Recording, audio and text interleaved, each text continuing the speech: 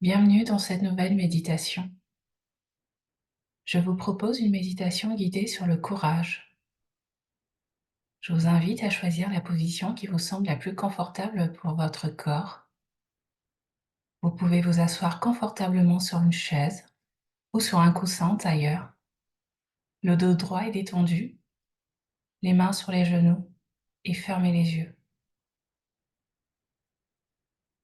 Placez quelques instants votre attention sur votre respiration.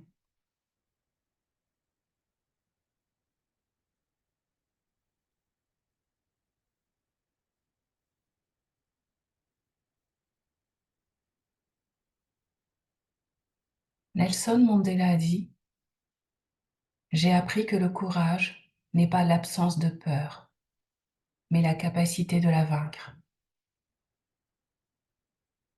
Avoir du courage, c'est se dépasser, c'est faire face à ses peurs, c'est aller de l'avant malgré ses peurs. Le mot courage vient du latin cor, qui signifie cœur, et du suffixe age, qui indique l'action. Le courage, c'est mettre son cœur à l'ouvrage, c'est agir à partir du cœur et non du mental.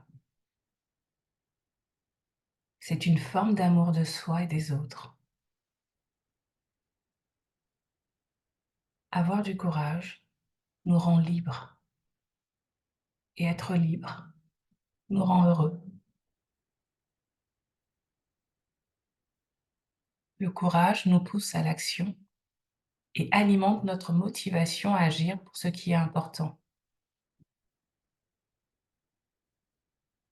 Vous pouvez, dans vos expériences personnelles, trouver des situations où vous avez été courageux, où vous avez dépassé vos peurs.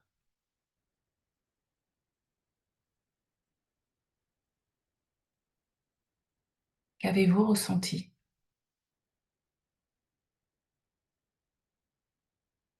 Observez les effets, les sensations sur votre corps et votre esprit.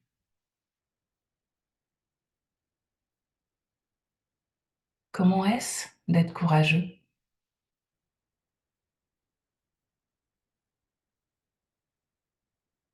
Placez votre attention quelques instants sur ces ressentis.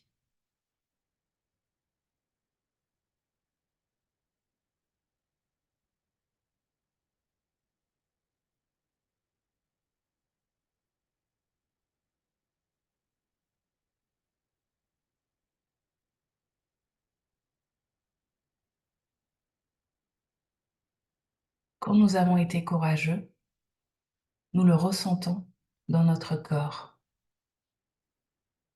nous rayonnons de fierté et éprouvons un réel soulagement.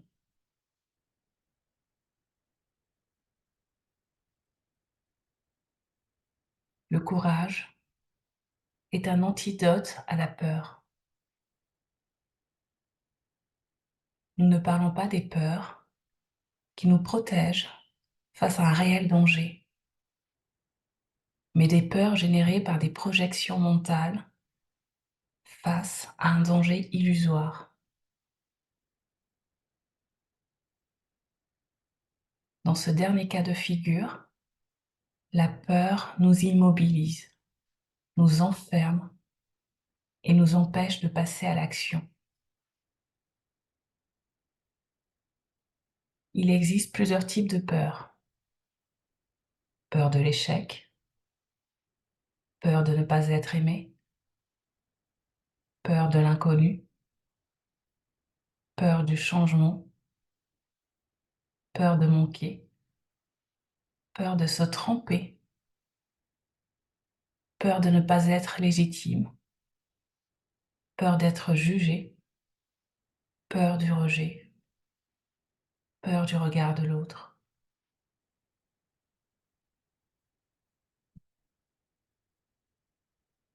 Lorsque la peur est mentale, nous sommes sans arrêt dans nos pensées qui nous laissent dans l'inaction.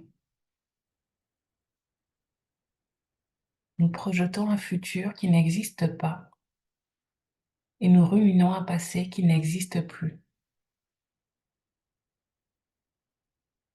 Nous avons peur du futur car nous imaginons que des difficultés vont apparaître et nous ne souhaitons pas y faire face.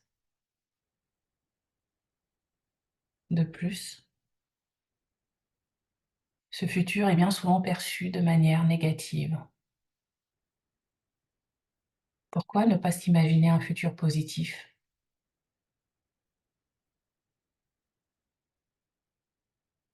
La peur nous enferme dans une zone connue, familière. L'inconnu fait peur, car incertain, imprévisible, nous ne savons pas ce qui nous attend derrière. Nous préférons rester dans ce que l'on connaît. Cela nous rassure. Nous nous sentons en sécurité. Mais cela nous empêche d'avancer. Nous passons à côté de nos réelles envies, nos réels besoins. Nous restons dans une zone où l'on n'apprend plus, où l'on stagne, car nous avons trop peur de nous aventurer dans ce qu'on ne connaît pas.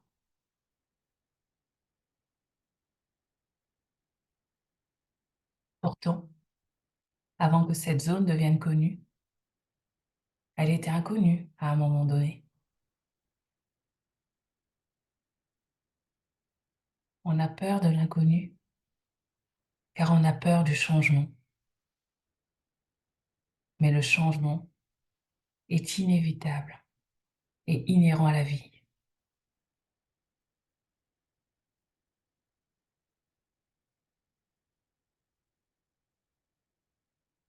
La plupart des gens courageux ont un jour décidé que le bien-être des autres, ainsi que le leur, était plus important que la peur.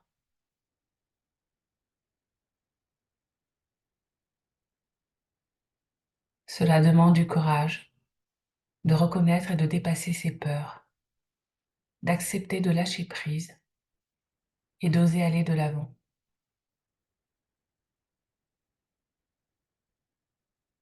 Lorsque nous décidons de ne plus être guidés par ces peurs, nous choisissons la voie de la paix et du bonheur.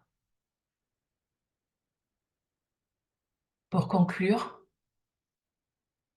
nous pouvons prendre la décision de faire de notre mieux en fonction de nos capacités pour faire face à nos peurs et développer plus de courage pour notre propre bonheur et ceux des autres.